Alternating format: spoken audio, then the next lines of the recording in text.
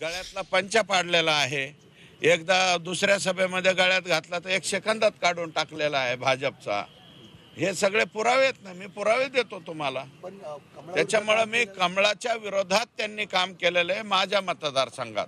आता इतरांच्या मतदारसंघात काय केलं हे त्यांना माहिती।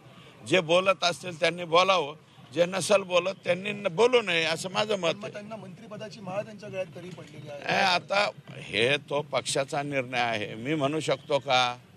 मी एवढा मोठा थोडीच आहे, मी एका मतदारसंघापुरता मर्यादित माणूस आहे।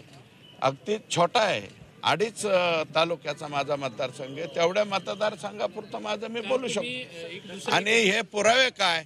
वाटल्यास जे शिट्टीवरती त्यांनी उभा केलेले उमेदवार होते, त्यांचे उमेदवार, ते काल त्यांचा येऊन इथं सत्कार बी करून गेले। त्याचा फोटो बी दाखवतो। आमच्या मतदारसंघामध्ये फटाके हे शिट्टीला मतदान करणाऱ्यांनीच वाजवलेले आहेत।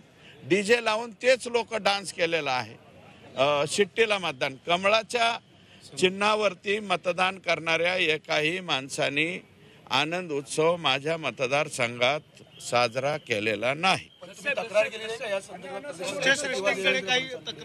पक्षश्रेष्ठींना जिथे सांगायचं तिथे मी योग्य ठिकाणी सांगितलेलं आहे आणि त्यांनी त्याच्यावरती पुढे भविष्यामध्ये काय कारवाई करायची, काय निर्णय घ्यायचा किंवा त्यांना साधी समज द्यायची, हा निर्णय पक्षश्रेष्ठींचा आहे। मी पक्षश्रेष्ठींना सांगण्या एवढ्या लायकीचा नाहीये, पण माझी जी तक्रार आहे ती तक्रार मात्र मी मांडलेली आहे।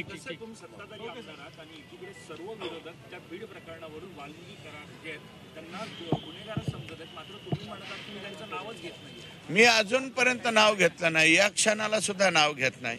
मी फक्त एवढंच म्हणतोय, विष्णू चाटे, त्याच्यानंतर सुदर्शन घुले, प्रतीक घुले, एक केदार आहे, आणखी 3 नावं आहेत।